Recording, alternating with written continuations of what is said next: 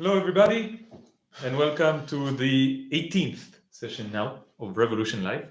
Wow, it's Yeah. more lives than episodes already. Yeah, lives are easier to do. Welcome everybody who is already with us. We've got a couple of people here. If you can please write in the chat and tell us that you can see well, that the volume is good, that everything is nice. And let's start presenting this session's subject.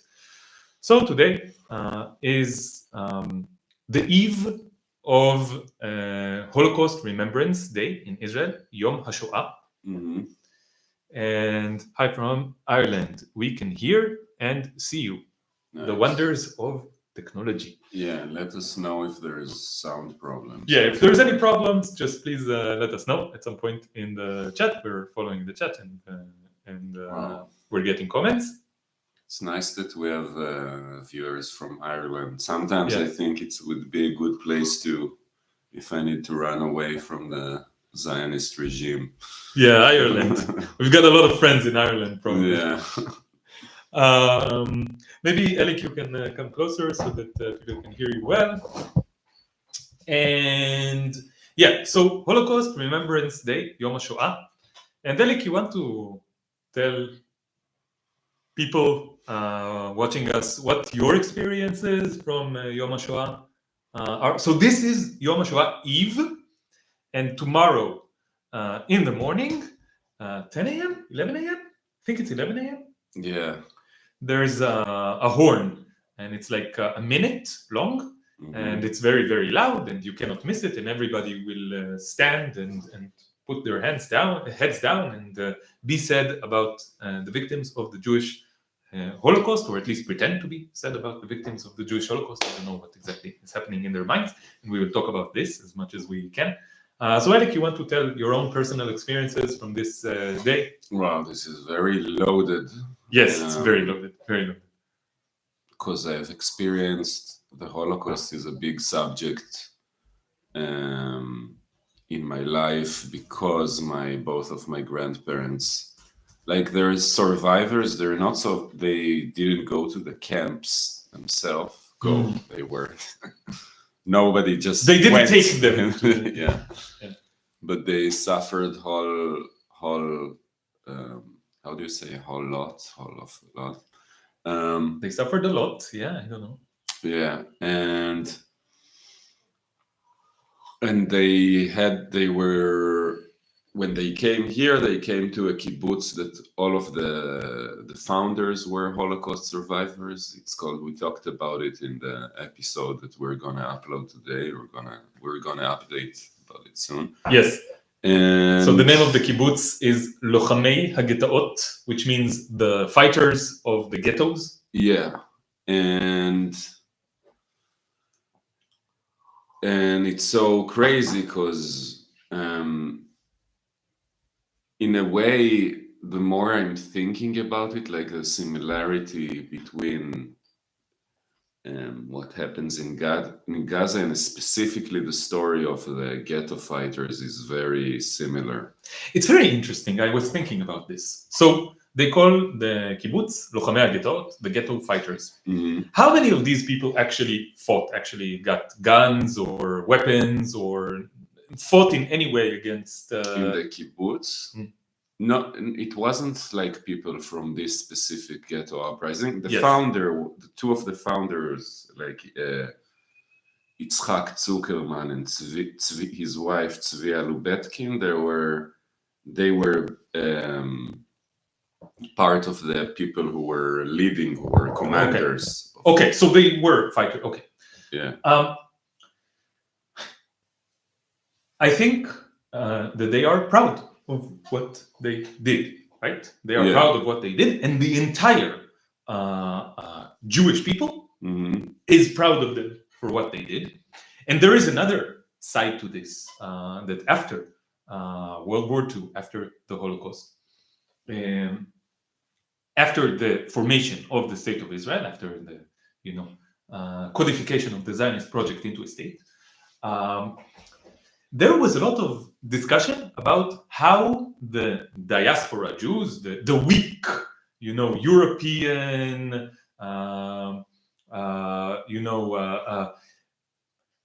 like the ones who are this kind of Jews, the Jews who care about money, who are not physically fit, who only deal with abstract notions of religion, and so forth. The weak Jews were taken like sheep to slaughter. That's the expression, right? That they were taken like sheep to slaughter. Yeah. So I need to make a side comment.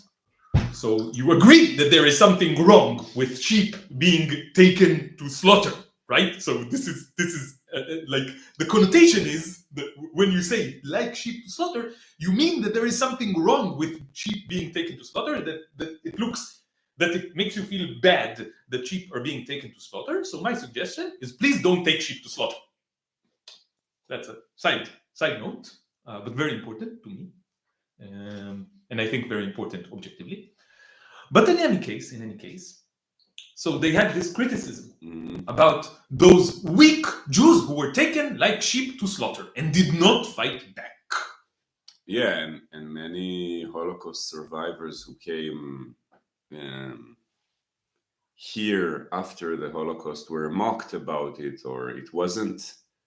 They didn't treat Holocaust survivors pretty well because of that. Because they called them soaps. Yeah. This was a nickname for Holocaust survivors who came to Israel, occupied Palestine, in the, let's say, 50s. Why? Because there's this story, I don't know how true it is. I think it's probably not true, that the Nazis used to use the corpses of their Jewish victims in the concentration camps and the extermination camps to make soap. I don't like they use their body fat to make soap. It's probably not true. It's probably not true, but it's like one of those things that could be true, and it just represents something. It represents a deep disrespect that the Nazis had to their victims, and cynicism, the deep cynicism. And when Holocaust survivors came from Europe to Israel in the 50s, they would call them jokingly and mockingly soaps. And this is part of this, like this disrespect. I also don't know how common that was, yeah. I remember when we were in school, we read this play. I don't remember the name of the play. I don't remember it. But it was written by a Holocaust survivor who came to Israel. In like literature class, we read this play.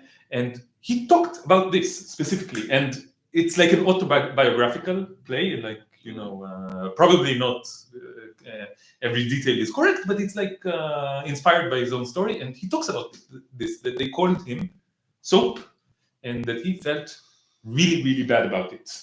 I think justifiably so. Yeah, it's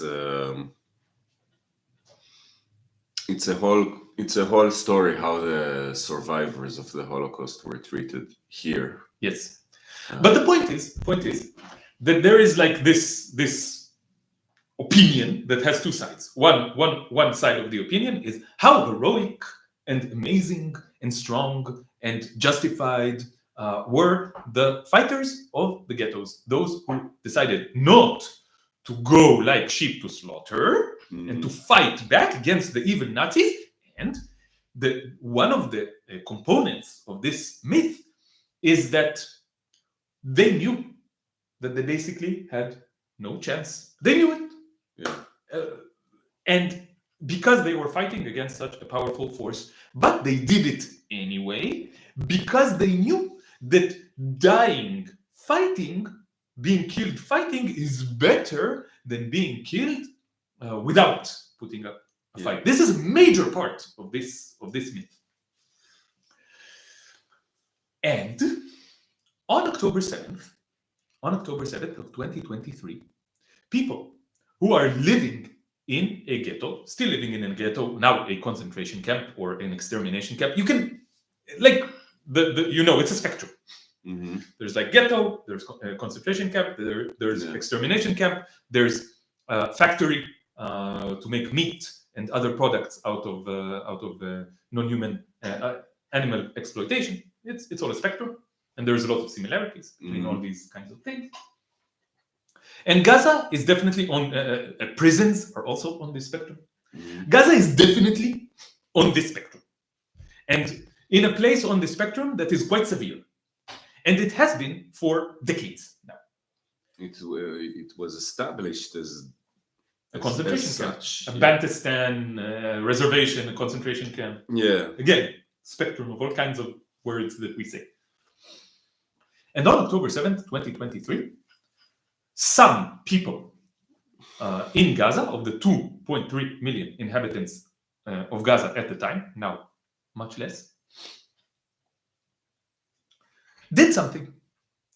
They did something that, in my opinion, is completely comparable to what the fighters of the ghettos, the ones involved in the Warsaw Ghetto uprising, did. Yeah, that's what Rifat El-Arir said in an interview, and he was assassinated a few days later. Targeted assassination, like they targeted specifically him. Maybe for that, drawing that comparison, I don't know. I hope they don't target us in the same manner. Maybe they, at some point.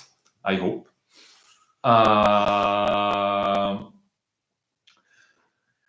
the point is that the same people who worship, it's like one of their core myths. They worship the leaders and the initiators and the participants of the Warsaw Ghetto uprising. Now treat the same kind of thing more justified. Because the people of Gaza were held in this concentration extermination camp for generations, not just for 2-3 years, for generations. They know that they will never be let out. They know this. And they know that the people who put them in this place don't want them alive.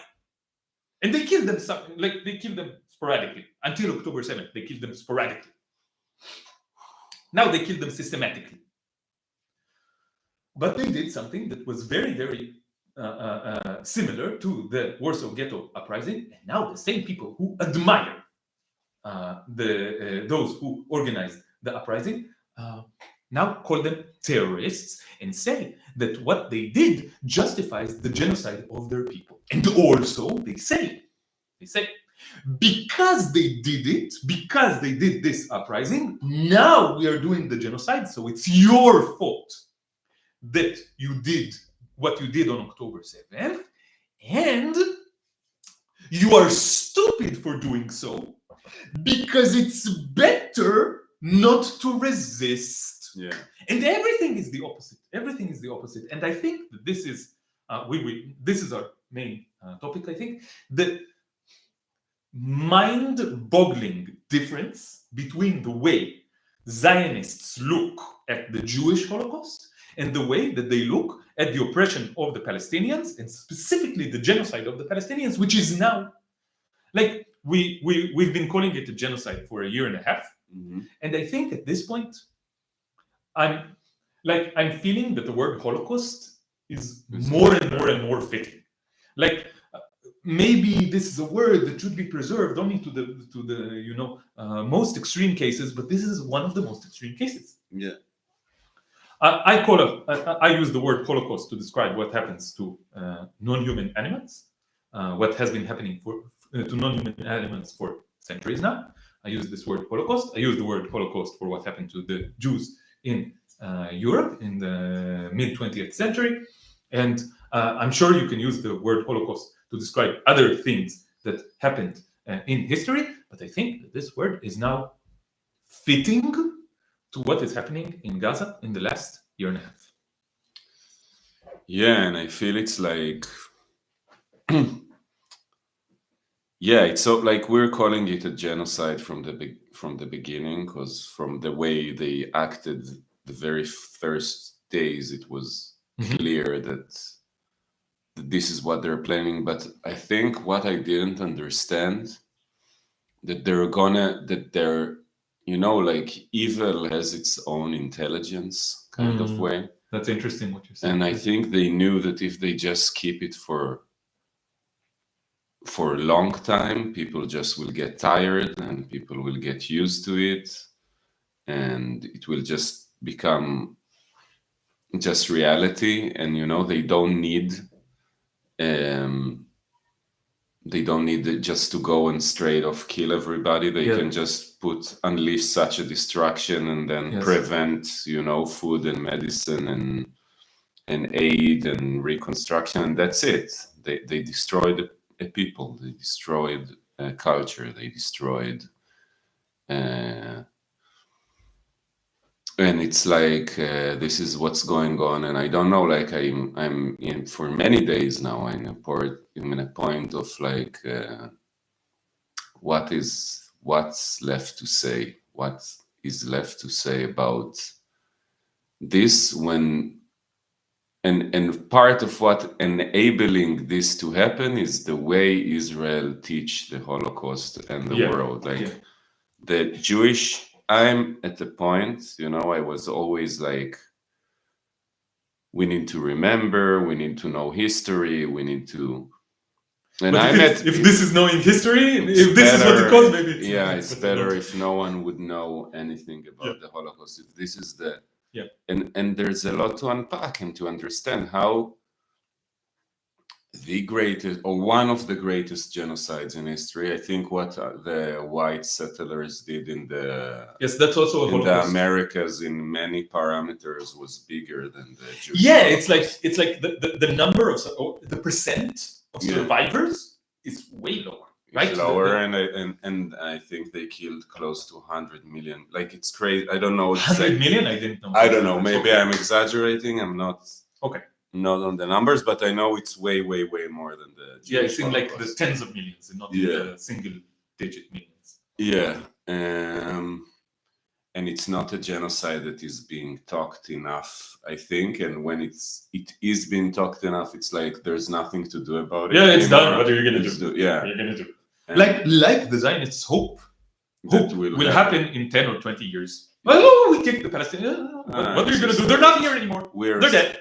And we're established nation anymore. Yes. And it's not going to work for the Zionists. And I don't know what's going to be the repercussions for them for what they did. But it's not. I don't know what's our Dresden going to be. But that I'm thinking about it, it will happen. I don't know how, I don't know when, but you cannot do it in a place that basically you're a minority, the whites, the Jewish settlers here in Palestine. We are a minority in a place that the only thing that keeping up the people around to go and stop it is it's the empire. So this structure is unsustainable. I don't know what's the. At the very least, it will be like, I'm sure that the day will come, and I'm pretty sure it's very soon. Looking at Trump and the way that he is operating, that the US will be like, never mind. For them, it will be very easy. For them, it's just like, okay, we're cutting off the billions and billions and billions and billions of dollars we give you every single year, and we're cutting off the airplanes that we're sending you, and we're cutting off the weapons. We used it as much as we could. Now we can't. It's like that. For us, it will be a decision that is not a moral decision. It will be a pragmatic decision for them. Okay, we do a calculation. How much is this colony worth for us? How much are we investing in it? How much it's creating damage, like diplomatic damage for the US. And at some point, and I think that the array of considerations, like there's the plus and the minus, the pro and the con. And I think it's still like let people see my hand. So it used to be that the pros were way more than the cons for the US keeping the colony called Israel. Okay? And then it became more and more and more cons, and more and more and more cons, and maybe less and less and less pros, and less and less and less pros. And I think we're like here. And I think in like a few years we will be here. And then the US will be like, okay, the calculations say that we shouldn't do this, and then they will stop doing it. They will stop supporting Israel.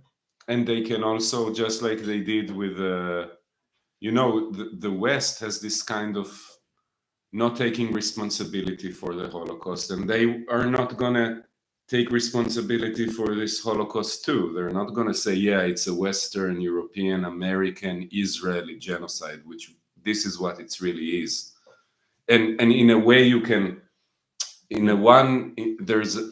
I feel that this genocide is continuation of the Jewish genocide, because it's Zionism and Nazism. It's like sisters ideologies. Yes, They're it's like, the same idea. I think it's two different faces of the same ideology. yeah, like Nazism was more up front, like, you know, racist and fascist on the, you know, like front page, and Zionism tried to show, and it has like a liberal side, but it's based on, I'm sure there were liberal Nazis. I'm sure. I'm not familiar enough with history. I'm sure our friend Dan Ben Shai will be able to send us some quotes from liberal Nazis.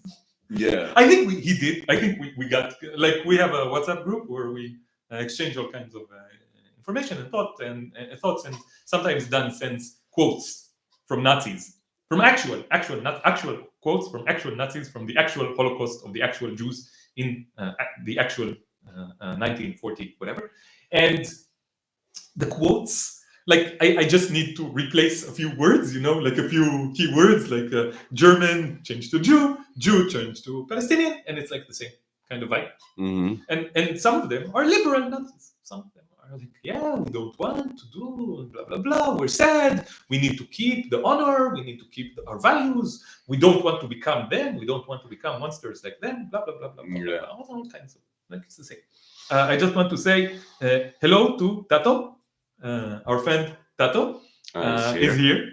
Hi, how's it going? Go watch the episode with Tato. Yes, exactly. So this is an opportunity to say that we did a conversation with Tato. This is the first episode of our new series called Leaving the Cult, where people step out of the anti-Zionist closet. And Tato was our first guest, and an amazing guest.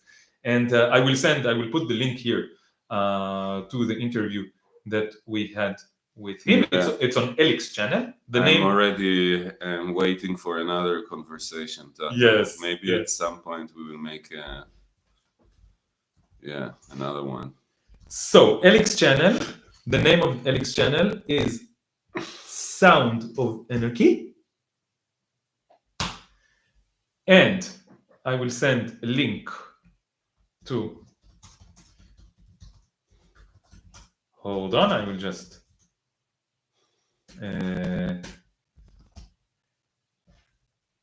Tato.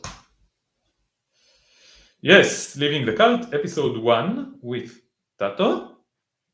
And this was an amazing conversation and very enlightening about how the cult operates and how the process of leaving the cult looks. So here it is. This is the link to the episode. I will just check that it works. Yes, wonderful. Okay. So you're welcome to go to this link, and if you haven't watched our conversation with Tato yet, please do it. And if you're an anti-Zionist who want to come out of the closet, step out of the anti-Zionist closet with us. Yeah, you don't have to be Jewish, by the way, or Israeli. If it's like you feel it's an issue that you want to speak first time publicly about, so it sits on your heart. Like, I think it's better for people who grew up in the Zionist. But there are Christian Zionists. If you are, so we had an episode with someone who was in this cult of Christian Zionism, the evangelical Christians who are Zionists for very stupid religious reasons, but they are tens of millions of people in the US with amazing political power and economic power, and they are one of the main reasons that this project is possible. Okay. Yeah. So if you are part of that cult, that branch of the Zionist cult, We You're also welcome did a to good episode about it yes. with what was his name? Nathan Jordan. Nathan Jordan. I will send you a link to this episode as well, because this is also very interesting. Hold on. I will find this episode. This is part of the Yala podcast, which is again on Elik's channel. Again, a very interesting episode that for us was extremely eye-opening, because we knew very little about this. Hold on, I need to find the screen again. Here it is. Yes, we are here. Very eye-opening, because we knew very little about this branch of the cult. We barely knew that it existed, and I think many people don't know much about it. So please go watch that episode as well, so that you can learn about the cult of Christian Zionists, so evangelical Christians. Did we plug? Oh, let's use more plugging. We did an interview like 3 days ago with Sim Kern from Instagram, from TikTok. Probably a lot of you know them. They are half Jewish, half Christian, American, and they were also born into the Zionist cult to some extent. Okay, they had an easier process of liberating themselves, but now they're a very prominent voice in the movement to free Palestine, at least in its online, aspect. And they wrote a new book, which is coming out like presently. The name of the book is Genocide Bad, and we talked with them about this book and about their process of freeing themselves from the cult of Zionism, and about talking to Zionists, and also a lot about anarchy, because the three of us are anarchists. Sim is also an anarchist, like the core of their political view is anarchism, so we talked about that. So we will upload this episode like later tonight, and the name of the episode is Anarchy Good. Yeah. Because this is what we try to convey, that this point of view of anarchism is at the heart of everything that is good. And in a way, it's the opposite of genocide bad, because I think it's the same statement. I think I think in a day like this, like you when there's a memorial day for the Jewish Holocaust, and there's a Holocaust that's happening every day is the Holocaust day. But I think, like, as long as the political structures will stay the same,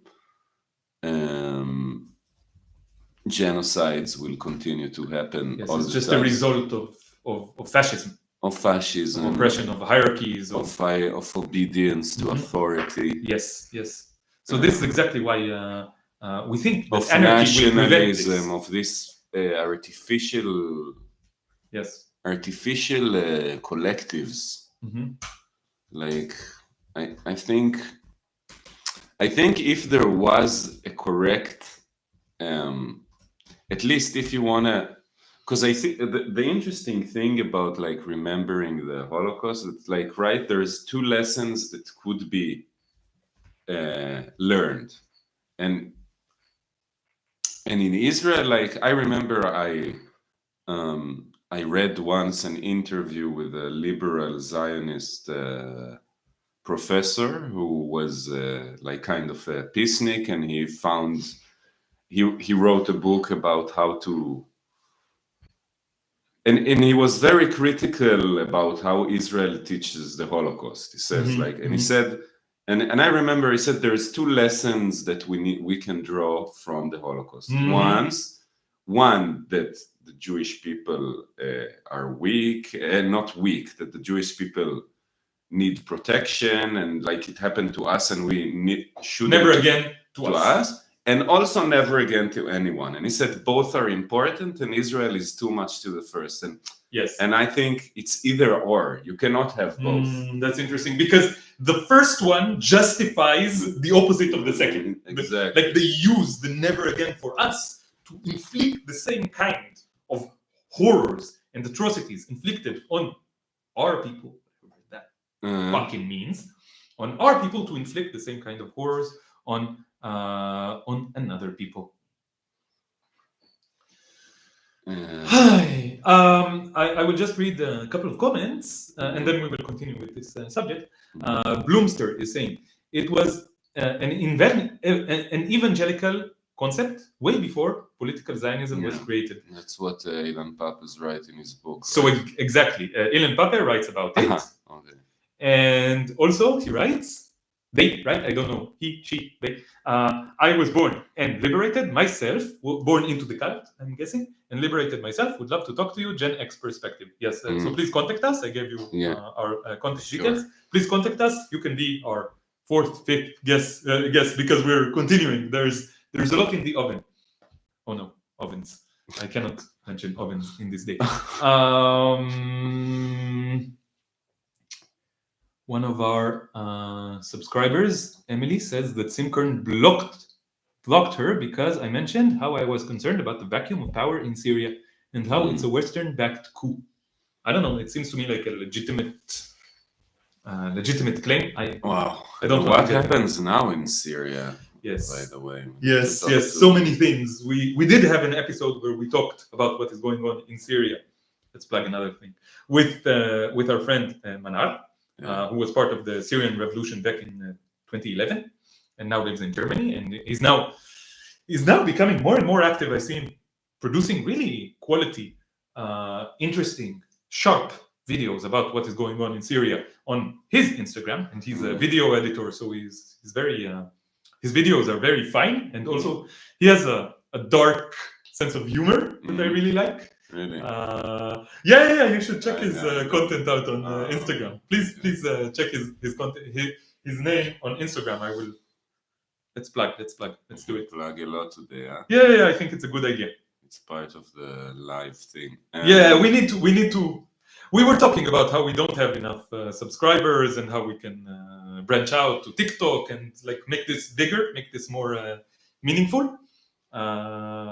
And I think plugging is part of it, because like people don't know how to find like the various platforms that we are part of and the various episodes that we had. So why not just tell you how to find more of our content? Okay, I will link to Manar's Instagram, manar.hajkasem.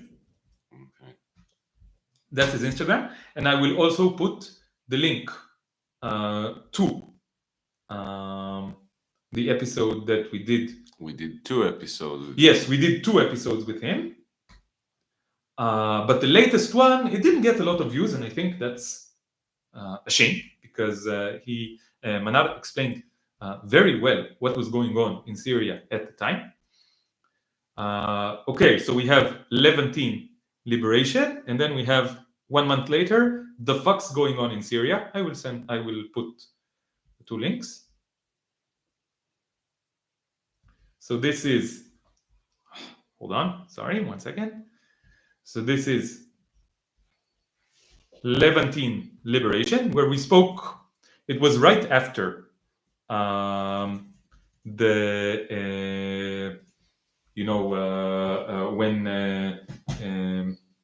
Bashar al-Assad was expelled from Syria, and the new guy Jolani took over. This was right after it, and Manar explained to us like the history of Syria, the history of the Syrian revolution, and his experiences from the Syrian revolution in 2011, or at least the attempted revolution. And the next episode was when thousands of Alawite people were slaughtered in the coast, the northwestern coast of Syria, cities like Latakia, where Manar is from. and he explained to us again what was going on and his thoughts. So please watch that one as well. I will put the link here. The name of the episode is "The Fuck's Going On in Syria," because a lot of people were confused and are still confused, and it causes, it causes conflict within the movement. So we wanted Manal, who knows the facts from talking to people who are actually on the ground, to give us more information about what was going on, so that we can all be on the same page. When I was in school, we had a Holocaust room every year. It was basically an empty classroom that was covered with black cardboard to block the light, with pictures of horrifying stuff on the wall. Yeah, they really like this aesthetic of like a room that is like black all around, that is like completely dark. It's in Israel. Yeah, where was this? Downriver. Where was this? But I know that Yad Vashem, like the main Israeli Holocaust Remembrance Museum, is designed like this. When you go in, all the walls are black, right? Everything is black. Yeah, the whole. If people want to understand how the Holocaust, I just watched a movie, like the movie of Eyal Sivan, about like. Who is Eyal Sivan? He's I don't think he lives here anymore. He's in France. He's a movie director. He's anti-Zionist, and he did a movie many years ago about. He follows the classrooms and family of like the Passover, the Holocaust Memorial Day, and the Memorial Day for the soldiers. Yes, we should talk about this. And you should watch it too. Like it shows you the indoctrination, and you see how deep it goes, and you see there is how we designed that these holidays follow up each other, and how like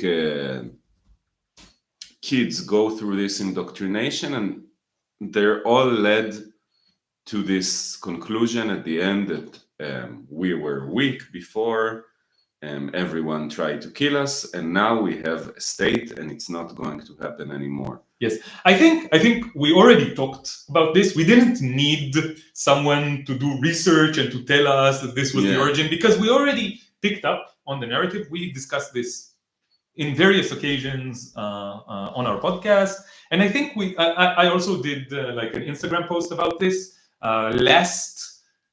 like 1 year ago, when this period of the year was happening. So let's just explain to our viewers who don't know about the Zionist cult and its propaganda, Israeli culture. So what happens is that on April, so the calendar, the Gregorian calendar, the Christian calendar, is different from the Jewish calendar, and there's all kinds of like discrepancies. Like sometimes Passover is in the beginning of April, sometimes it's at the end of April. Okay, but it usually falls sometime in April. My birthday is in. I was born during Passover, and my birthday is 15th of April. Okay, so sometime in April there is Passover. And what is the story of Passover? The story of Passover is that they tried to kill us. They tried to do a Holocaust to us. They tried to enslave us, but they couldn't. The Egyptians, the Pharaoh, they couldn't, because God came to help us and He saved us from them. And this is the story of Passover. And it's I just want to say that in the Jewish tradition, it's not about a state, it's about God. God saved us. God took us from it. It makes you suppose, it's also indoctrination, but it tells you, and Israel replaced God with the state of Israel. Yes, I think it's interesting that like there's a lot of people in Israel who don't believe in God. Yeah. Okay? So they read the Haggadah. Haggadah means like telling. This is like the main text of the Seder, which is the main night where we celebrate Passover as Jews. So this happens even the most secular of Jewish people in Israel, even those who are atheists, the vast majority of them, it's very rare that they don't have a Seder. Okay, Yeah. it's something that is very, very common. My family has a Seder every single year, except for last year when we had a fight about the ongoing genocide. This was the first year in my life that I didn't celebrate the Seder. And did it With my feel family. bad not to celebrate, not to have? I Of feel course, like it felt crappy. Of course, it was like fuck. I would be also like, yeah, I don't need to do this stupid ceremony anymore. You don't feel like this? Like this year, I really felt like I could give it up completely. That's why I, like when people tell me you're Jewish, I have that tiny percent that keeping Jewish tradition, and I feel that I would be really okay without having this either. And Yes. that's why I don't know what it means even to say that I'm Jewish. It's like, Yeah. Okay. So we can go very deep here. yeah, it's just a remark, but I will say some thoughts that I had now. It's not something that I thought about before so deeply, but the thoughts that are coming to me is, listen, to me the Seder is just a nice experience with my family. It's just so sometimes it was horrible. Like some Seders in my life were really horrible. There was one Seder where I remember all the food. Okay, there's so you start the Seder and you read the Haggadah for like an hour, and everybody's hungry and gets really hungry, and then there's like this part of the Haggadah. It's called Shulchan Orech. Like the table is set, so the food comes. Okay, and that moment, this was like 5, 6, 7 years into me going vegan, and it was like they brought all the corpses, the food, the corpses of animals that were cooked, and the stench that I was smelling was like undeniable. It was just it was like an incinerator. The masrifa.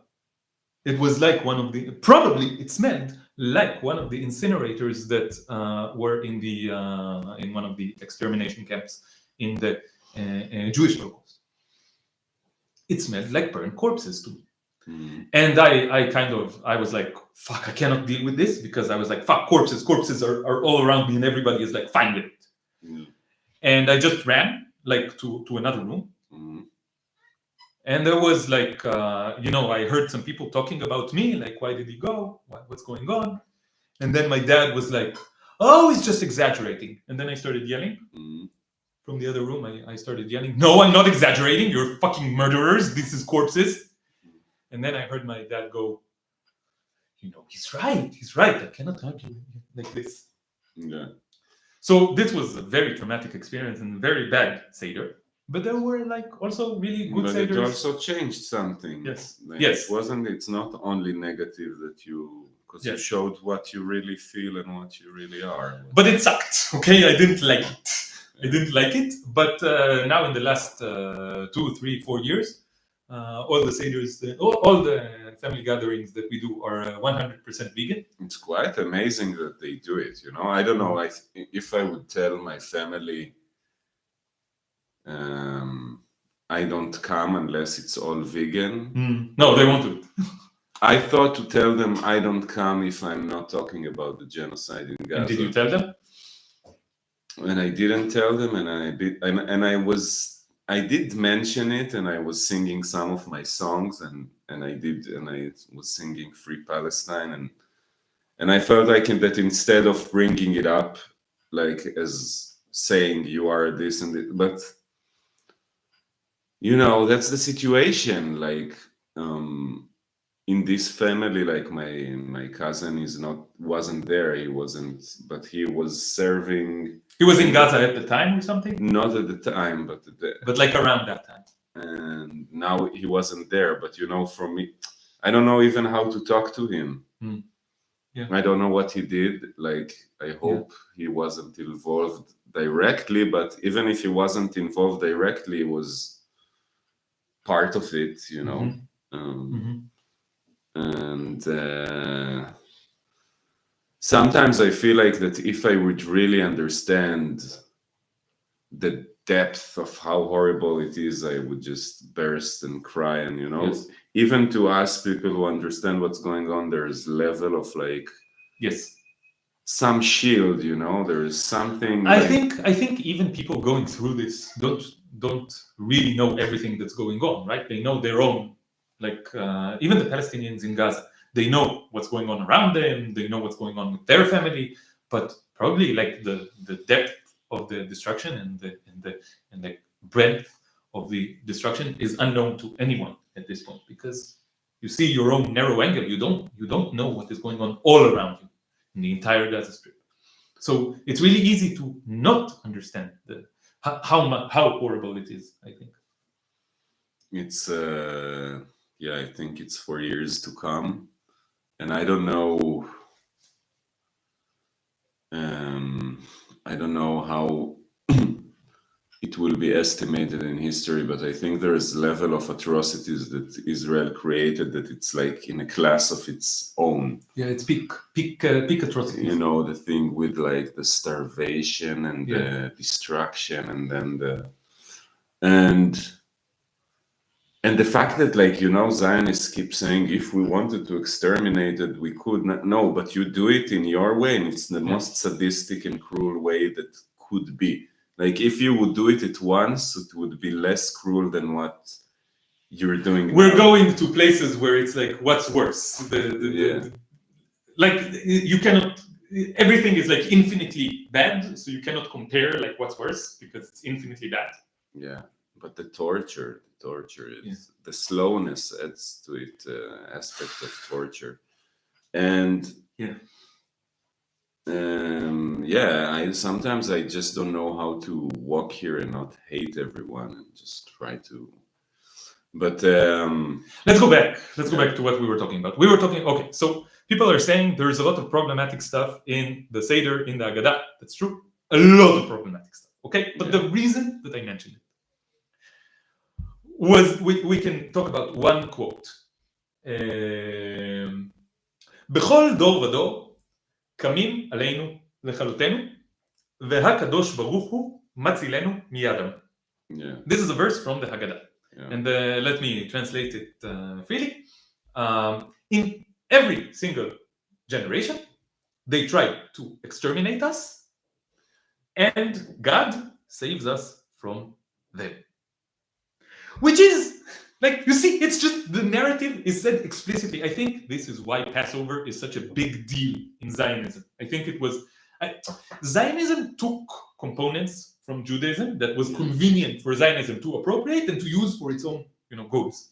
And this Seder, the Haggadah, this message of in every single generation they try to exterminate us, and God saves us from them, is very important in the Zionist narrative. But here's the thing: if you are a religious Jew and you live in Israel and you're a Zionist, okay, so God saves us from them. How does God save us from them? Using the state of Israel. God, there's a famous joke, okay? Someone is drowning, and a Jewish person, they're drowning. It's a Jewish joke, okay? And the Jewish person is drowning, and then someone comes and tells him, grab my hand, I will help you, okay? He says, no, God will help me, right? God will help me. And then a boat comes, and they say, come on the boat. And he says, no, God will help me. And then a helicopter comes, and they say, climb the ladder to the helicopter. And he says, no, God will help me. And then he drowns, goes to fucking heaven, whatever, goes to speak with Jehovah in the spirit, not in the flesh, in the spirit. And he asks Jehovah, God, yes, why didn't you help me? And God tells him, I sent you someone to help you. I sent you a boat. I sent you a helicopter. What else do you want? So the message is, if you don't help yourself, God will not help you, or the way that God helps you is that he allows you to help yourself. So wonderful. This is a consistent narrative. God is helping the Jewish people avoid further oppression and the Holocaust. How? By giving them a state. You can speak for millennia about how weird and racist and fucked up this idea is, but at least it's consistent on a very basic level. But what if you were a secular Jew, an atheist even, and you celebrate Seder? Why do you celebrate the Seder? Because it's like tradition, it's a nice thing to do, it's like something to do with the family, it's a nice evening, everybody does it, so why not do it? And like, what's the problem? It's just something that we do, no problem. Which is the way that I thought about it a lot. But then you read this verse, והקדוש ברוך הוא מצילנו מידם, and God saves us from them. And I think that what happens in the psyche of an atheist Jew in this moment is that God is just replaced by Israel. Yeah. Right? They just think of Israel as the because God doesn't exist. Where was God in the Holocaust? Nowhere. I'm an atheist.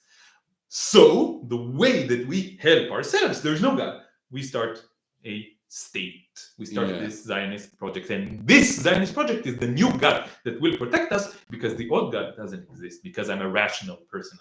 I'm an atheist. You know. And it's also, I think, for them having a state is like, because they always say he took us from slavery to freedom. Yes. And what is freedom? Is having your own state. That's how they view it. Like freedom is serving the state. Yeah.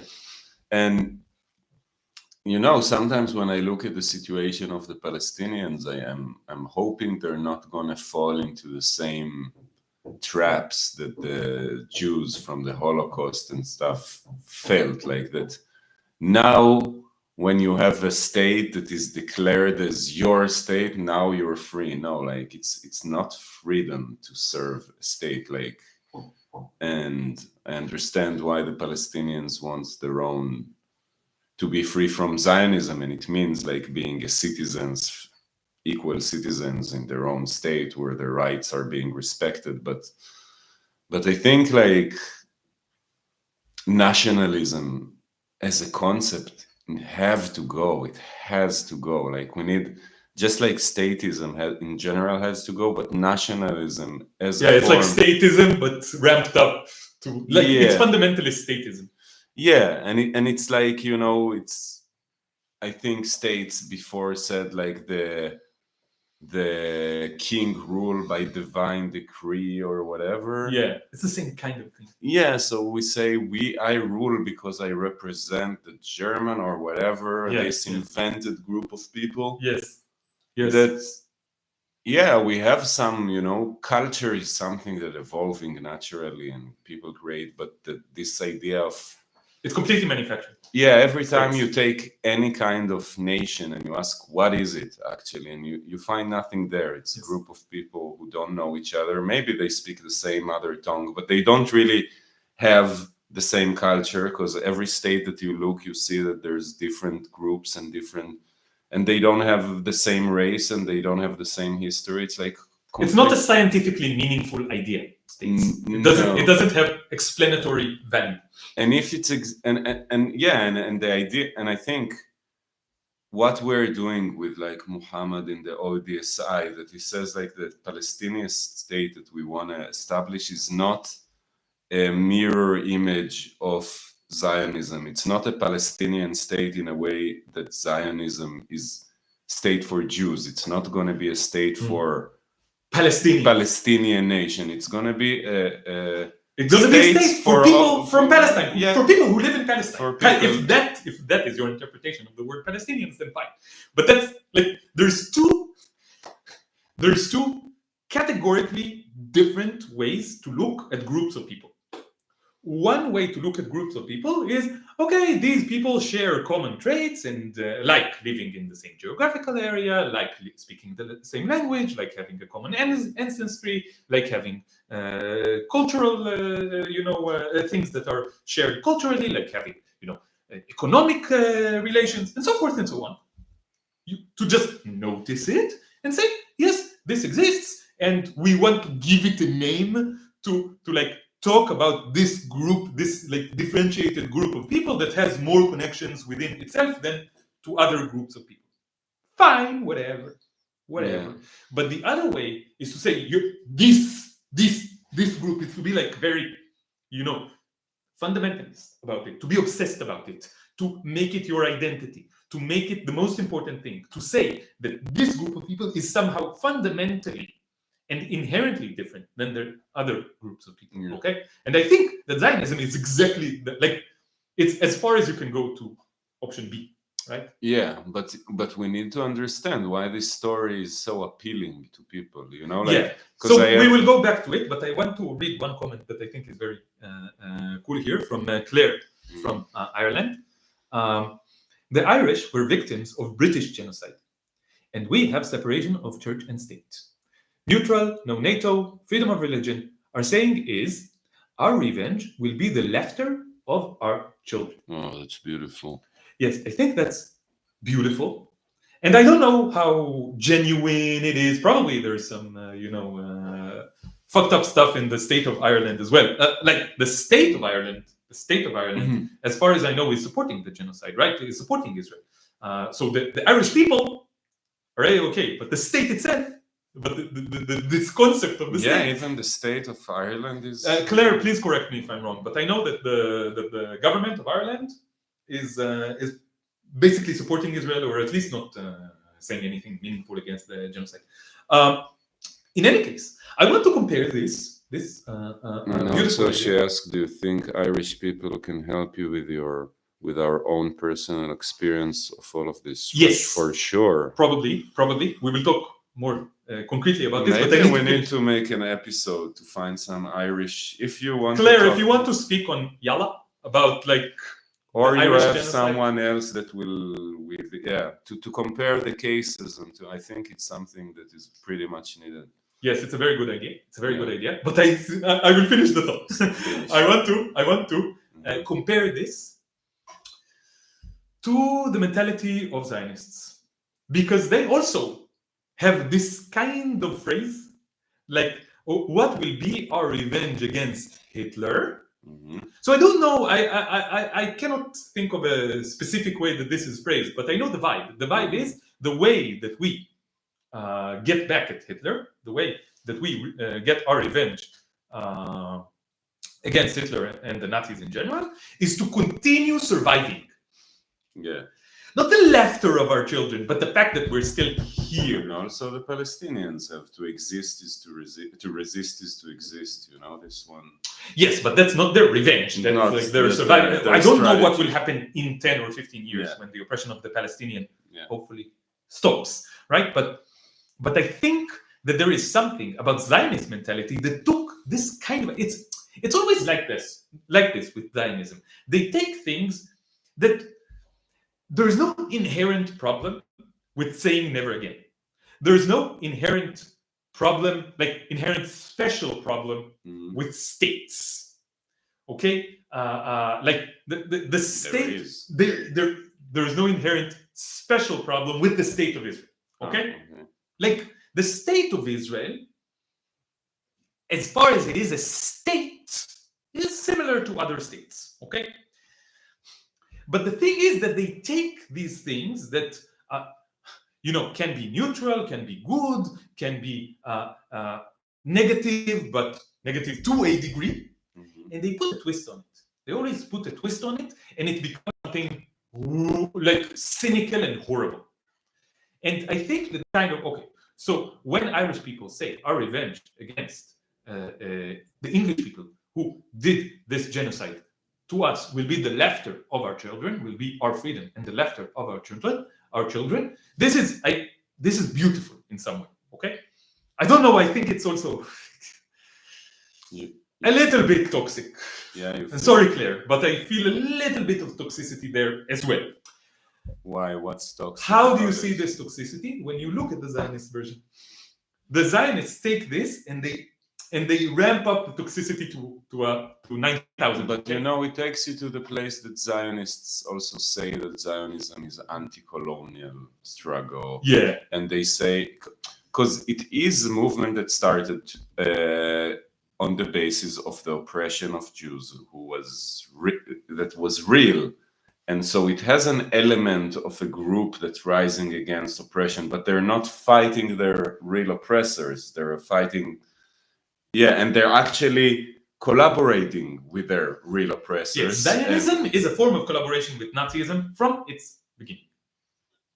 Also, there is a book about it of this Jewish historian Tony Greenstein, who really documents how they've actually. Yeah, this book was mentioned in one of the comments in our chat Before. a few minutes ago. Yeah, all right. Greenstein's Tony Greenstein. Yeah. I want to get back to the main topic that we wanted to talk about. Maybe wait a moment because I need to go to the. Okay, I will. So maybe you can. I will answer some comments. Yes, I will answer some comments. Okay, so about the Irish state and its support of Zionism. Yes, the Irish state is all talk. There's a saying to talk out of both sides of one's mouth. Yes, that's our politicians. So you're saying that the Irish government is pretending to be against Israel and against the genocide, but in reality they are not against Israel and against the genocide. Let's see. Greetings from occupied north of Ireland, and Limin, who said this, said true that when I was talking about the Irish government. I think that's what you meant.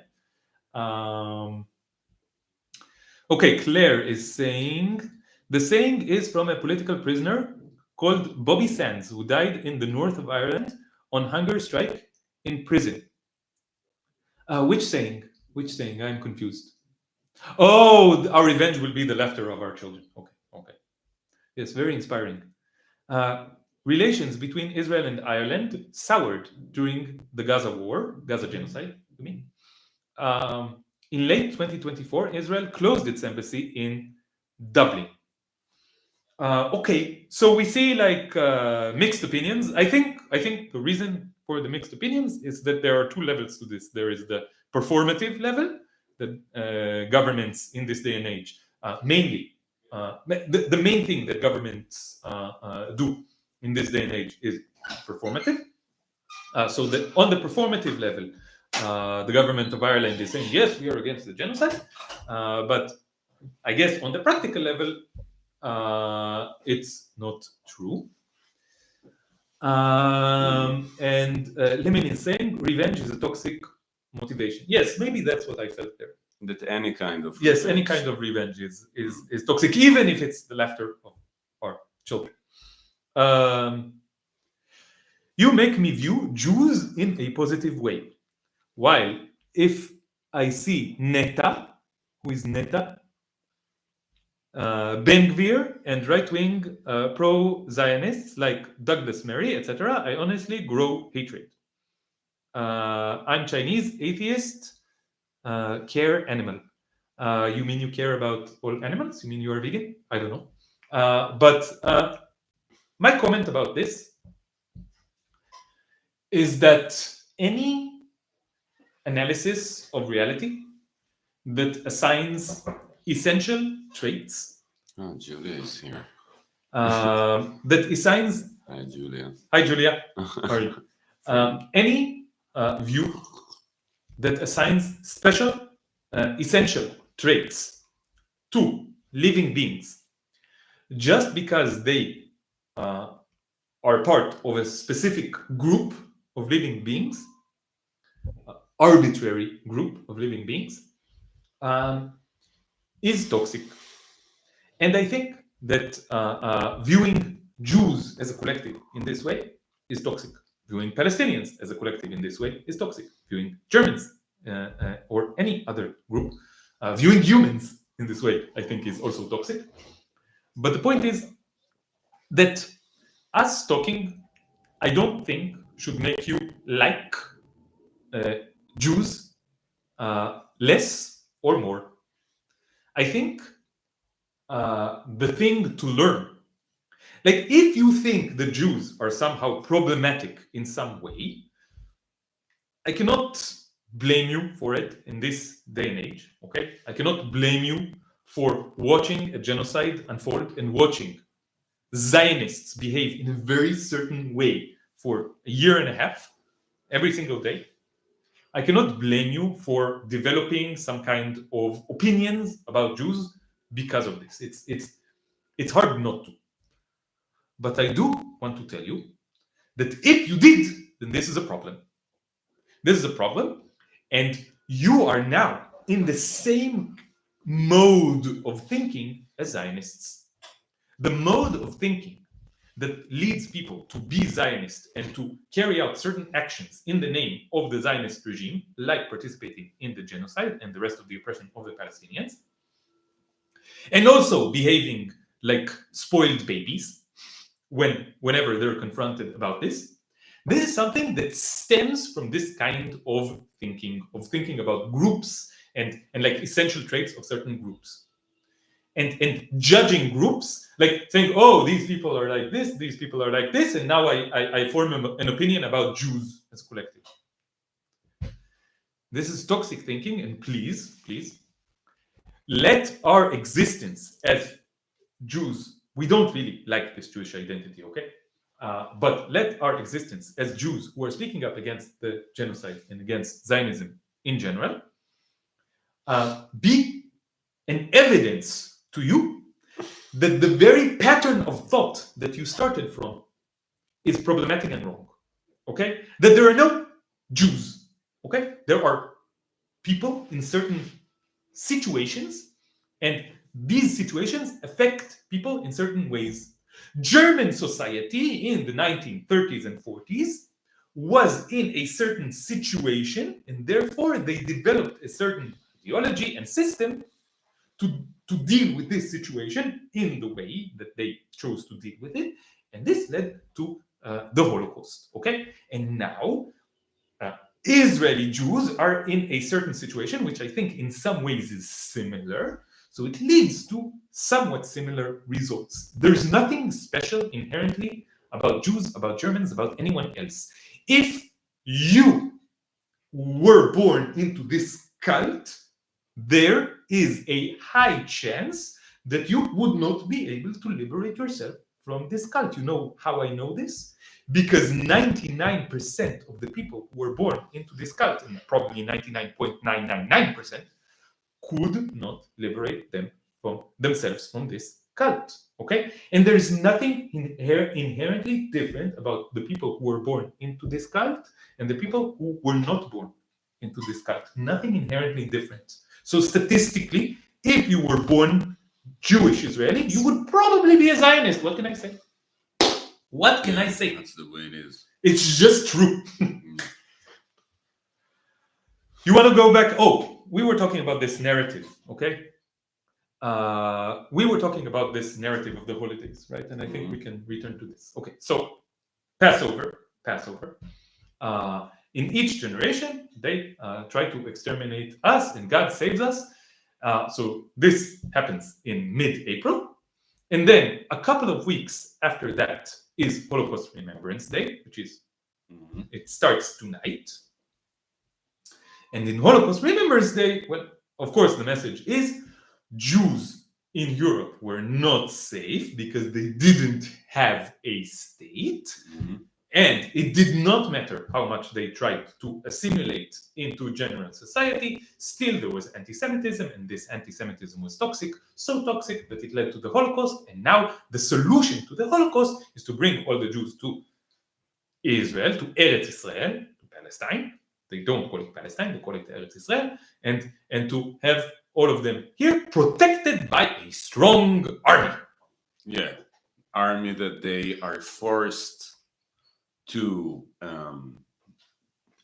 take part in, and if they don't, they're going to jail. Like, you know, this is their freedom. Yes. But it's funny also because, but you know, it tells a lot, because when you think about the Jewish story, so you know, when we say let's have one democratic state for all, when you do depoliticizing the identity, and then in this state, it's not gonna matter at all if what is your religious, ethnic background.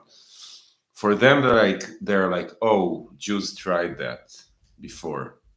It doesn't work for Jews. Maybe it works for other groups of people. But I think what's breaking now that it actually did work for Jews in the US, like the Jews pretty well assimilated to the Jews in the US, they might experience like personal anti-Semitism, sometimes they might experience people who look funny at Jews, but they don't experience systemic. Yeah, that's what Sim told us, right? Yes, we were talking with Sim about this specific issue, about the difference between like personal racism that happens and is bad, not as bad as genocide, but bad. And we're against it, but it's not the same as systemic racism. For example, because systemic racism can and does lead to genocide. Okay, so it's not the same thing. Anti-Semitism in the US currently is not the same thing as systemic. It's not systemic. It's not. Yeah, and I think, but what I also wanted to say that it's like the situation of like, for example, of Jews in the US is shows you, and I think many Jews there today say like, hey, but what the fuck, like we live here, we're Americans, we found a way to not lose our connection to Judaism, you know. I met, like, the irony is that, you know, like when I was in the US, for example, I met Jewish Americans who were way, way, way more connected to their Judaism than I did. Yeah. and like, and I don't know, I think like Israel is such a weird answer to the problems. And I think it's not, I think it's just a continuation of it. I think, seriously, Hitler's dream when he started was to expel all the Jews from Europe and to put them in a place of their own. Hitler's dream was his original dream. Then he was like, okay, I can't do this, so I will exterminate all of them. In 1941, around 1941, 1942, they were like, okay, we can't expel all of them, so we will just exterminate them, try to exterminate them. But Hitler's original dream was to concentrate all the Jews somewhere far away. Hitler's dream became a reality. You know who made Hitler's dream a reality? Zionists. It's just a correct description of history.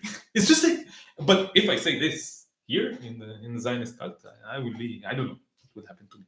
But this is what happened. We still haven't finished the narrative. Okay, so the narrative. Okay. So there is Passover, then Holocaust Remembrance Day, and then 1 week later, exactly 1 week later. Oh, by the way, Holocaust Remembrance Day was set on this day, I think, to commemorate the ghetto, the Warsaw Ghetto Uprising. Right? Yeah. Very convenient. 1 week later, we have the like Veterans Day, like the Memorial Day for all the Chalalim. Chalalim means like voids, which means soldiers who fell in battle. Okay, Israeli soldiers, and I think it was around 20 years ago that they updated it. And they said it's the Remembrance Day not just for soldiers, but also for Nifgaei Pulot Ha'eva, which is like the ones hurt by terrorist attacks. Yeah. Okay, so they want to include it, and 1 day later. Okay, so this Remembrance Day also there is a horn, like in Holocaust Remembrance Day, where there is a horn in the morning. There is a horn in the morning on this Remembrance Day for the soldiers and the victims of the terrorist attacks as well.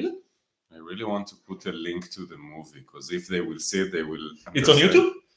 I don't know. It's called Disco, but maybe we could find some info, because I feel let's try to find it. If you want to know how what is the name of the guy? Eyal Sivan. Izko means we will remember. It's also a prayer in Judaism, right? To remember the fallen, and it's also like the thing that they always say in the ceremonies, right? Yizko Am Yisrael et banav et notav. I know this from the ceremonies in school. I see some YouTube about this movie. Oh, it's an excerpt from the movie. Oh, it's 1991. It's really interesting. Wow, I didn't know it was so early. Okay. So this is an excerpt from this movie. It's called Maybe we should talk about these ceremonies that they do in school. You want to tell us some experiences from this? From these ceremonies? Yes. First of all, I think it's important to know that, like, what of thing that's constructing the Israeli society, that doesn't matter what your opinion, doesn't matter if you're left or right, we all together participate in these ceremonies, and it's kind of the glue of the society. It's it's like I remember we had, and it's very, very strong. When I had like different teachers and my parents and many different adults with different opinions, but they all and when you're a child, when all of the adults around you take part in something, and there is not even one that tells I don't want to stand Batzfira. I don't respect that. No, you cannot. You cannot do that. You cannot do that, and it's really hard to be the only one who is anti-Zionist, and I remember the first time, it was I think 2 or 3 years ago, that you didn't stand. That I was like, fuck that, and I wanted to, and I was, maybe there was more times than that, but I really remember saying I'm out of this. But there are very symbolic things, if you don't stand in this horn when they put it up, so it means you're out of the narrative, you're out of the story. It's not singing the national. I guess other states have this kind of shit. Ceremonies are always a tool in the service of systems of control and oppression. Yeah, but here it's very clear that everyone is taking part in this. Everyone look at it very seriously, and there's a lot of melancholy, especially, and people. I remember in the Memorial Day for Israeli soldiers who died. It's one of the first time when I saw my parents cry when they were watching TV, and all this over personalization, the same. As much as Israel dehumanized Palestinians, it's over-humanized. I don't know. I know you don't. I hate this word. I think the very phenomenon of humanization is problematic, because then you need to humanize to protect. Yeah. It's just and you can only humanize humans. And if you humanize cows, then they tell you, oh, you're just doing humanization. Yeah. Yeah. I wish I didn't have to. I wish you just respected all living beings, even if they weren't humanized. But personalized, yes. Personalized. Subjectified. Palestinians are numbers, but in Israel culture, every soldier who died, you see his face, you hear his story. Yes. And everyone, and it's very important for them.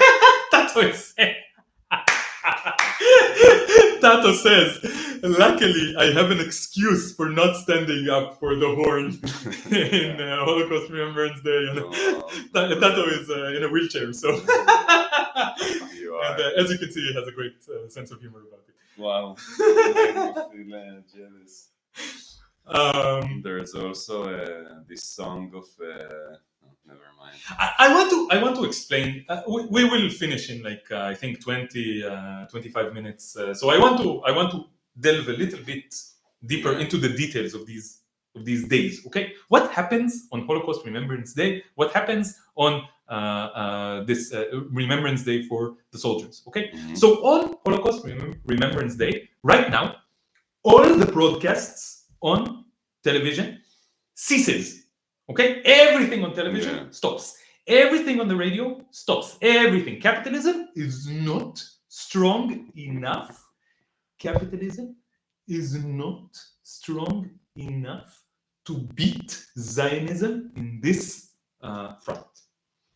All television and all radio stops completely. Yeah. From starting now, I think, for around 24 hours. And instead of the regular programs, there are a lot of programs around the Holocaust, like testimonies from Holocaust survivors and documentaries about the Holocaust. I remember it sucked when I was a child. All I felt was, oh, this sucks. I want to watch my fucking show. Yeah. and they didn't have the show. And there's like a lot of events, zikaron basalon, remembering in the living room. So they bring a Holocaust survivor. Soon they will run out of them. What will they do? How many Holocaust survivors are still living? How many of them will still be living in 5-10 years? I don't know. Maybe the Zionist project will dissolve by then. I don't know. But they bring a Holocaust survivor, and the Holocaust survivor tells their story. Okay, which I'm not against. Okay, but it's all recruited to something. Okay, and it's all very somber, right? It's very somber, and when you're in school in the morning around the horn, 10 a.m. is the horn, or 11 a.m. It depends on which day. There's a horn, so the ceremony is organized around the horn. You start the ceremony like 30-40 minutes before the horn, or you start the ceremony with the horn. It's around this, and then you stand for 1 minute in Holocaust Remembrance Day and 2 minutes in the Remembrance Day for the soldiers, for the fallen soldiers. For some reason, they're twice as important. Also, in the Remembrance Day for the soldiers, there's another horn in the evening. Okay, so 3 minutes in total. It's 3 times more important than the Holocaust. Just so you understand the priorities. So you stand in the horn. All hundreds of students of the school, they stand together and they bow their heads in a somber atmosphere. And then there is a very melodramatic ceremony that includes poetry being read, and it's always like the same poem read again and again and again, the same melodramatic poem, and like very emotional dance routines by the students of the school, and the student that knows how to sings the sad songs. I always played violin and viola. Oh, you did. Okay, so you see, everyone has their role. They train you how to read good. Yes. And you wear a white shirt, and you have this sticker with the rose that says Yizkor, that says remember. And then in the end, of course, you sing Hatikva. Yeah. Of course, you sing Hatikva. And I remember something. This was probably Holocaust Remembrance Day, or the Remembrance Day for the soldiers 20 years ago, or 20-something years ago, when I was in high school. And I remember walking away from one of those ceremonies with a friend of mine who was also stubborn and problematic like me. And we were talking about how the national anthem of Israel, Hatikva, doesn't talk about 20% of the population of Israel. Yeah. And we were talking about how we didn't even understand that the Palestine. We didn't understand about Palestine. Okay, we were 60. But you know that there's 20% Arabs. Yes, and that they are not represented. It's enough to know that. It's enough. It was enough for us to feel that something was very, very wrong. Okay, and I remember we were talking about this, and we said that we didn't like the anthem, and there was a teacher who was walking like a couple of meters in front of us. And she made it a point to turn around and say to us, Chaval meod, which is like, oh, that's such a shame that you don't like the national anthem because it doesn't represent 20% of the population of Israel. Yeah, the teachers in Israel schools, I think one of the biggest job that they have is to brainwash people, the pupils into Zionism. I think from the point, in many ways, it's their most important. What, the propaganda, the indoctrination? I think the teachers. That's the most important. I think they are soldiers of propaganda. The teachers, in essence, they teach other stuff, math, but this is it's a front. It's not. It's an excuse. The thing is to create indoctrinated students who will become soldiers, who will become, that's, you trained for, in that movie that you see how from so young already kids know, I'm going to go to the army. And you see that this is the point of the whole education system is to train kids to the army, and that when they will go to serve as occupiers, they are not going to see children, and they're going to see Nazis, they're going to see a potential threat, they're going to see, and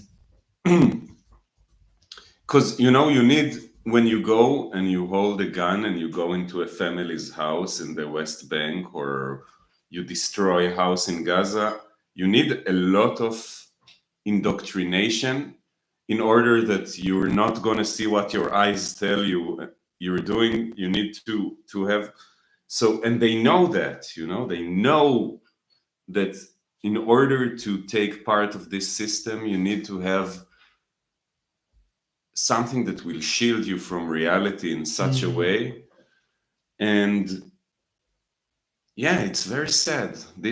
When I saw this movie and I understood what I was going through, I was like, fuck, I'm a survivor. Survivor of a cult. Survivor of a cult.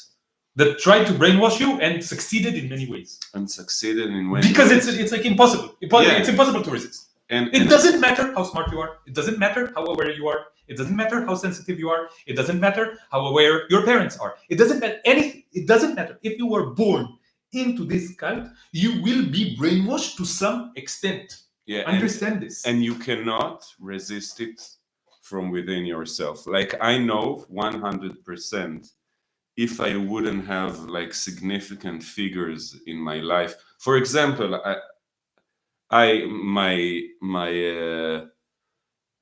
aunt had a boyfriend that I wouldn't say he's anti-Zionist, but he was very close. Like, he was very, very critical. And if I wouldn't have him as someone who will laugh at what I will say that I learned in school and make fun of it and say how dumb it is, and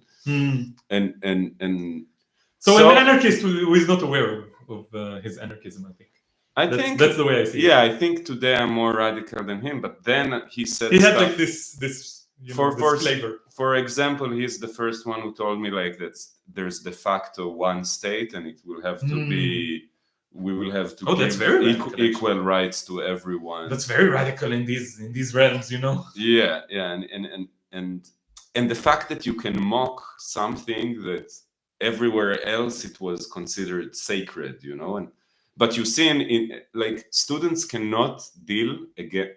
Like, many people say how Israelis are so horrible, and I like, look at this movie, for example. You see there is not even one kid who can resist it from within itself. Yes, it's impossible. It's engineered. This is something that I don't know how consciously, maybe this movie says how consciously all of this was, but it was engineered to brainwash you into serving the cult, and it does an amazing job, guys. It does an amazing job. And like Khader, our great friend, is saying, hello Khader, nice to see you here.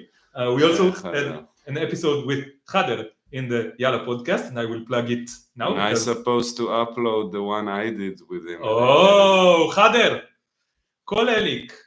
Tell him that he needs to do his job and not be lazy in the service of our important goal. Elik and Khader did a conversation. You want to tell the audience about this conversation? So, 1 second. This is the episode from the Yalla podcast, where we talked with Khader about our shared vision of a free Palestine. Yeah. And me and Khader recorded another conversation, and I hope I will upload it soon. I would need to stop. Do you want to tell the audience in a few words what it was about? We started something about the connection between the personal healing that we have to do and the political aspect, because I think both of us, me and Khader, are also into spirituality and psychology, and we feel that in our world, like, these worlds are separated, and many people who are into healing and personal stuff, they're really dumb politically wise, or they don't want to deal with it. And many times people who are activists, and they disregard the emotional sphere. And yes, we are I think both... the connection between the spiritual and the political is very lacking in our world, and not it's not a coincidence. Yeah. Something that the system created, I think. And I think, Marxism and many political thoughts that are radical are very materialistic, and they disregard the spiritual realm of our existence. And it's a pity, because I think you need spirituality in order to resist oppression, and I think when you need to do something collective in order to grow individually. So we try to connect these aspects. I hope we will upload it soon. But we were talking how it's impossible to resist. Yes. So what did Khader say? Khader said, "I'm always impressed of how much the Israeli society is a victim of the system." Yeah. And yes, this is how we think about it. It's not like Israelis are evil. No, they're just... And the fact that they are victims of the system doesn't justify or excuse or make okay in any way what they are doing. What they are doing is still morally wrong in the worst sense of the word, and it needs to stop immediately. Yeah, but I think I just need to finish this thought. If we want to stop it, we need to understand how it happens and what enables it. And I think just a correct, a factually accurate analysis of reality here is imperative. We need to understand how people are brought into a state where they can just murder bunches of people and not even bat an eye. Yeah. And we need to understand how it happens so that we can combat it. We cannot combat it if we don't understand the root of the cause.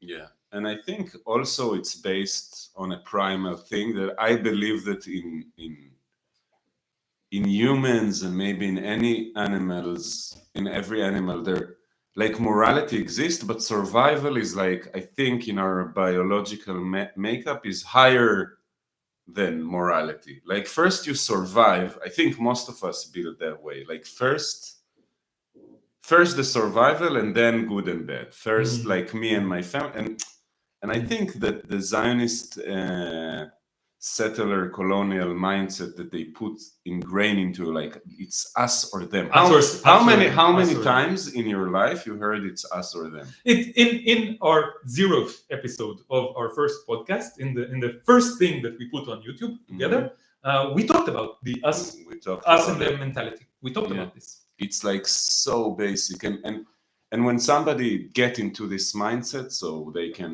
kill them all. We don't care. Like, that's because it's us or them, and yes.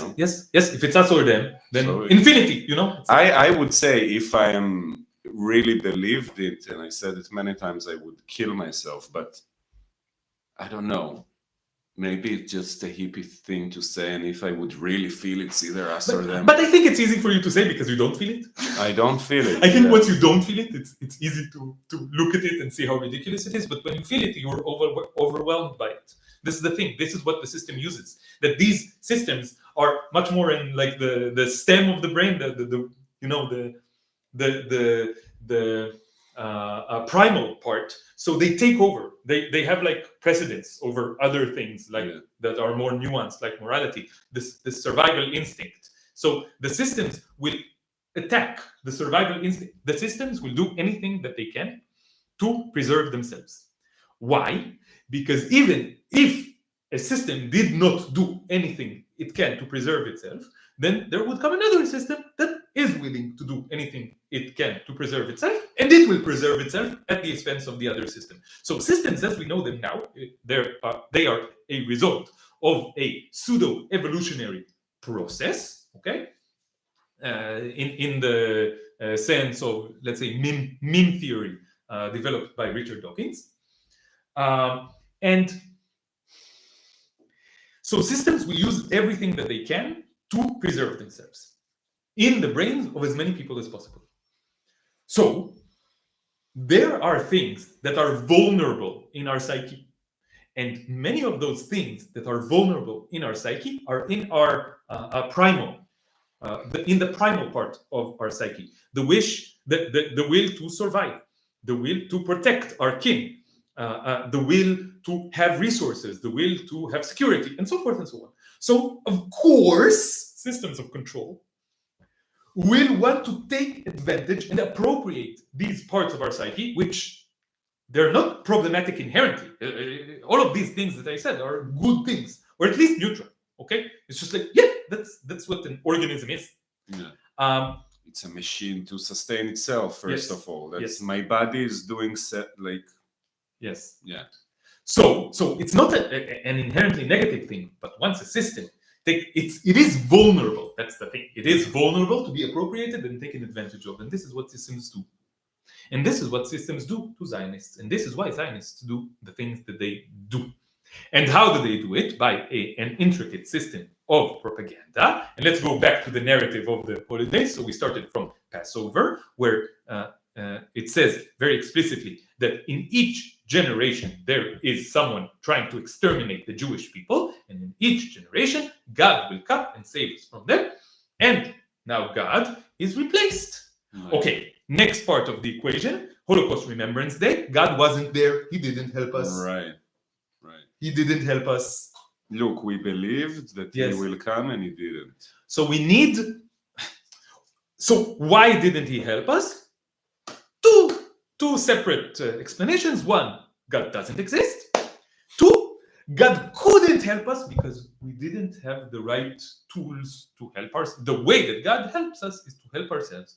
And so 1 week later, Memorial Day for the fallen soldiers who do the job that in the name of God. Yeah. If God exists or if God doesn't exist, in any case, the job that was meant for God to protect the Jewish people from the Tzorerim, what is the translation of Tzorerim? Enemies. I don't know. Yeah, cruel enemies. Oppressors.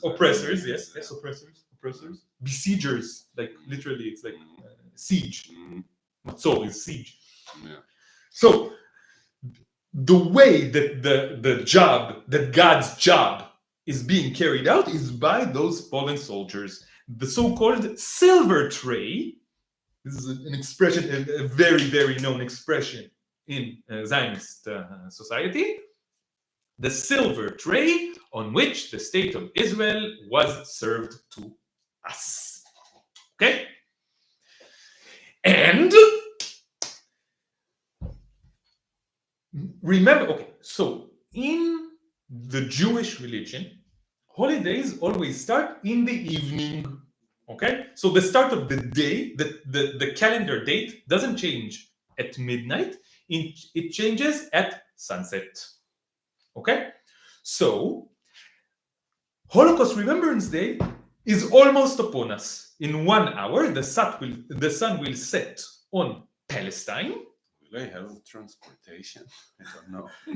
I don't know.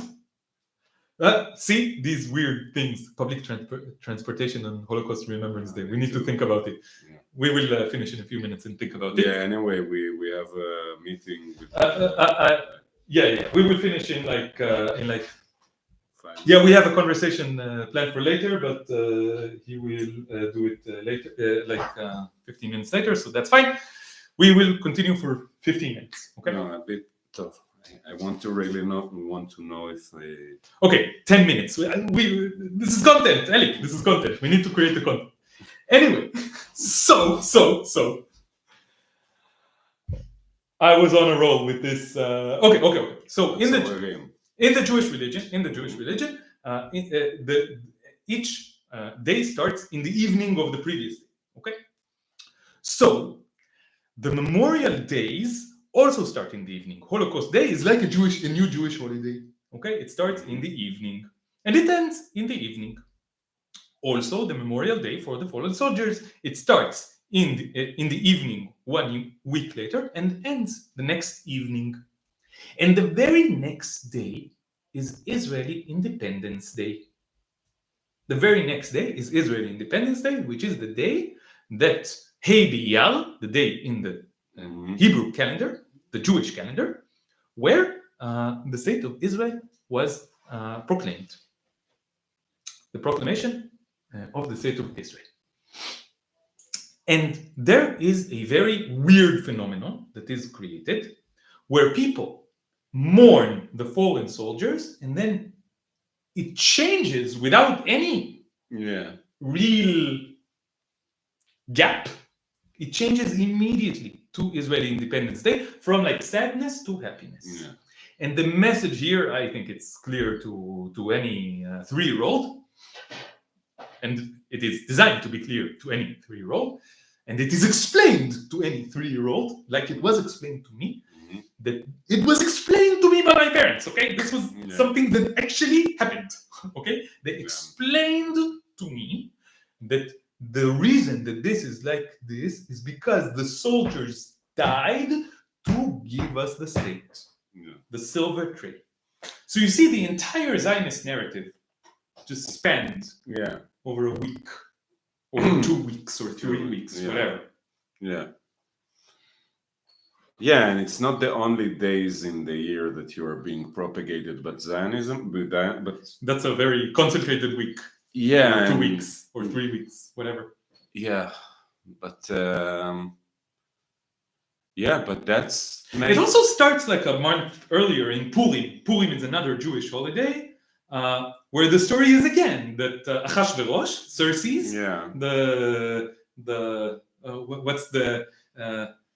what's the title of Xerxes? No. What's the title? Not Sultan, but he's a king, isn't he? No, King of Persia. King of Persia. Yeah, okay, whatever. Xerxes tried to exterminate the Jewish people because Haman, his advisor, told him to exterminate the Jewish people, and then Mordechai saved the Jewish people from extermination. So you see, like, it's the same.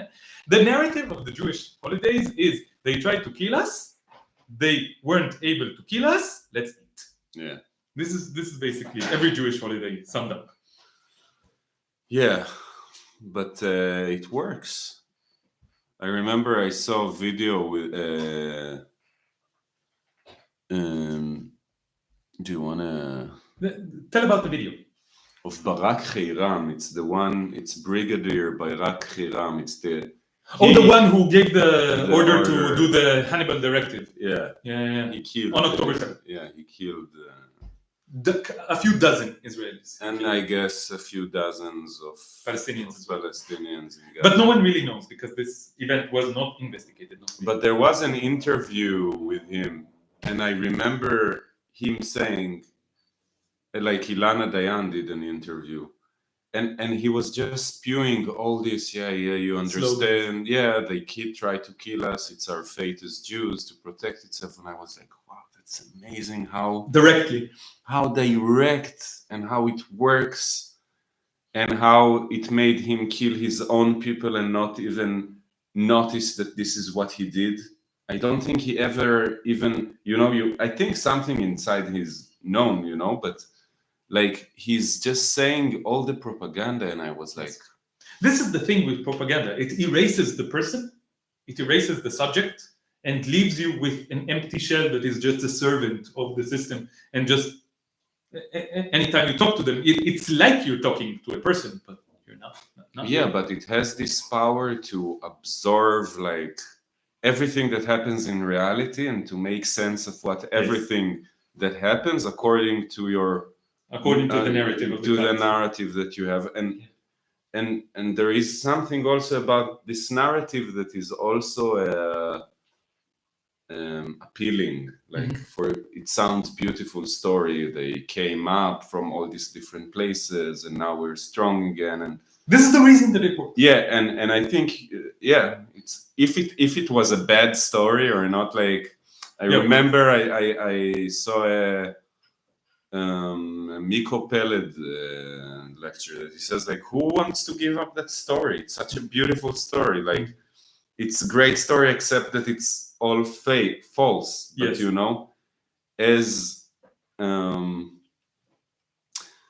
so we need to be to think how we immune ourselves and children. It makes me think a lot about how do you really need to educate children, because what you will tell them they will take. That's how their mind works. In the beginning. They also ask questions, and some of them, like in that movie, you see that there's one kid who is accepting the narrative, but at some point, like the director asked him, and what do you think? Why do the Arabs fight? And then the kid thinks, and then he's like, oh, because maybe they're in a situation like we were, you know? That's fascinating. Yeah, and and you see it's a very smart kid who, but in the end you see him doing all the stuff like you see, and then you don't know, maybe he will grow up to be critical, or maybe, you know, it's but he has the ability to think, you see that. Yes. Yeah.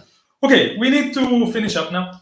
Yeah. A lot of people are asking us a lot of questions. So as you can see, it's really hard to you know, combine us talking about a specific subject and us answering your questions. So here is my suggestion.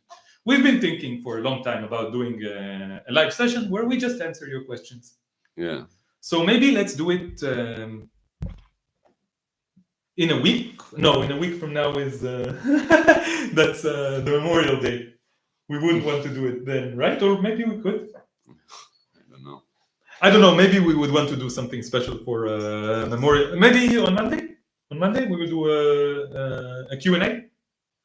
Okay, we will let you know, but we will do soon a Q&A session where you can ask us anything that you want. There are repeating questions like what we did in the army, what we feel about what we did in the army. I don't know what do we feel about staying or leaving. Like these kind of questions. We ask us anything, and we will answer probably this upcoming Monday, and we will let you know.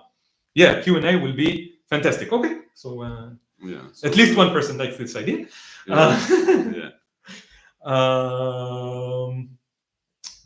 Okay, so any final thoughts before we close up this this session, Elik? What do you say? What do I say? Keep resisting. Keep speaking up.